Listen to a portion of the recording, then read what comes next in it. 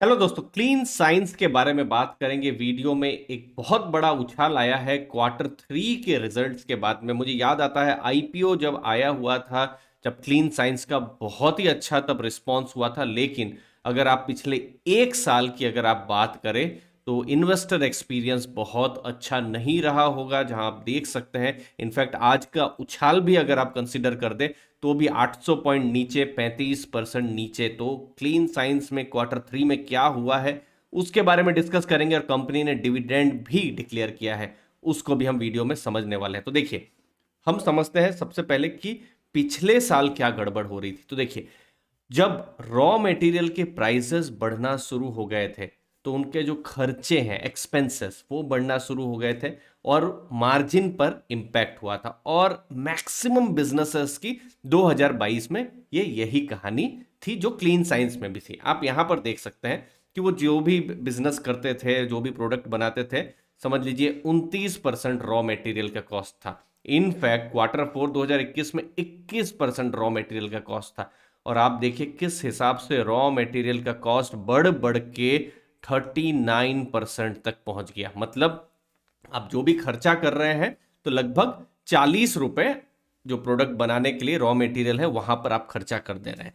तो उसके कारण से क्या हुआ, आपके जो मार्जिन है, क्योंकि आप प्राइस जरूर बढ़ा सकते हैं लेकिन बहुत एक लेवल से ऊपर तो नहीं, तो आपके जो मार्जिन हैं वो स्क्वीज कर जाएंगे। तो देखिए, एक टाइम में मार्जिन 53% था, 49% था, वो भी घट घट के 39% हो गया। तो ऐसे टाइम में मार्केट ने भी, जो हमने देखा, इस तरीके का एक रिस्पॉन्स दिया था। लेकिन Q3 रिजल्ट में कुछ अलग यहां पर हुआ है। आप देख सकते हैं कि जो रॉ मटेरियल के जो कॉस्ट हैं वो कंपनी के कम हो रहे हैं। देख सकते हैं आप 37.9 से 33। और जो मार्जिन्स हैं वो यहां देखिए, एबिटा मार्जिन 46% ये बढ़ गया है। तो ये एक पॉजिटिव चीज हुई है जब आप रिजल्ट्स की बात कर रहे हैं। आप सेल ऑफ प्रोडक्ट में देखें तो 32% ईयर ऑन ईयर आपको ग्रोथ देखने को मिलेगा। रॉ मटेरियल का जो एक्सपेंसेस है, आप देखिए, पिछली बार 92.7 करोड़ का हुआ था, इस बार देखिए 77.8 करोड़ का हुआ है। अब इंपॉर्टेंट है, रॉ मटेरियल के जो प्राइसेस हैं वो कम हुआ है और इसका सीधा पॉजिटिव इंपैक्ट पड़ गया है मार्जिन पर। बहुत कम बिजनेसेस ऐसे हैं, खासकर जब हम मार्केट में हैं, तो जो 30-40% का मार्जिन रखते हैं, और उन कंपनियों में से बहुत चुनिंदा कंपनियों में से एक क्लीन साइंस है।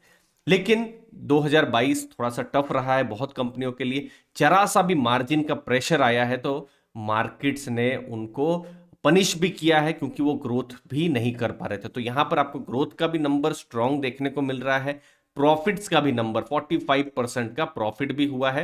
प्रॉफिट भी आप देखिए 28% के मार्जिन से 36% मार्जिन हुआ है।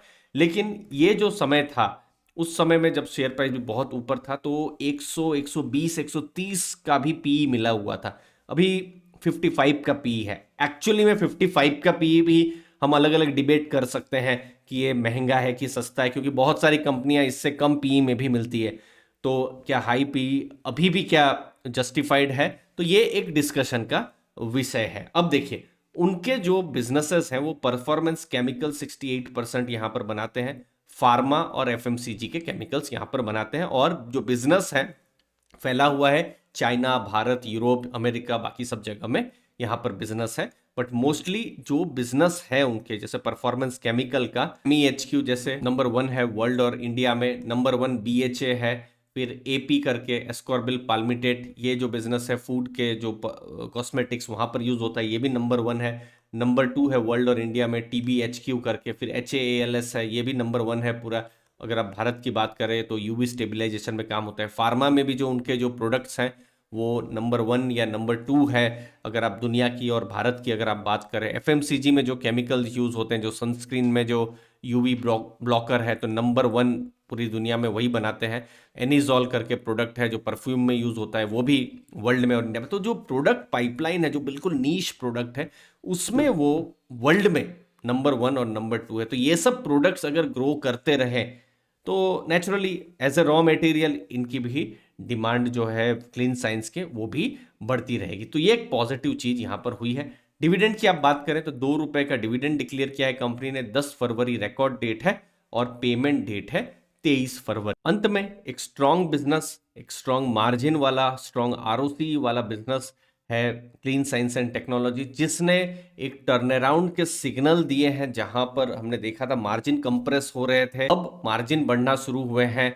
जो उनके रॉ मटेरियल के खर्चे हैं वो कम होना शुरू हुए हैं। तो ये सब कुछ पॉजिटिव चीज है और ये जितना ज्यादा अगर फ्यूचर में कंसिस्टेंट बढ़ता रहे तो बिजनेस के लिए और पॉजिटिव हो सकता है। मार्केट ने थोड़ा पनिश किया हुआ था पास्ट में 110 120 का पी रेशियो से, बिल्कुल अभी 50-60 का पी रेशियो है। अगेन ये डिबेट का विषय है कि 50-60 भी ज्यादा है या कम है। जैसे मेरे जैसा इन्वेस्टर तो जरूर सोचेगा कि और सस्ता अगर पी रेशियो में अच्छी कंपनी मिल जाए तो बहुत अच्छा है, लेकिन इनके मार्जिन चूंकि ज़्यादा है और हमने देखा है जो हाई मार्जिन हाई ग्रोथ वाला जो बिजनेस होता है वो 20-25 के पी में तो मिलना थोड़ा मुश्किल होता है। बाकी मार्केट की क्या इच्छा है, मार्केट ही जाने। बाकी हम जो लेटेस्ट कुछ अगर नई रिपोर्ट आती है तो हम अगले कुछ दिनों में आपके साथ शेयर भी कर देंगे। धन्यवाद आपके टाइम के लिए। थैंक यू दोस्तों।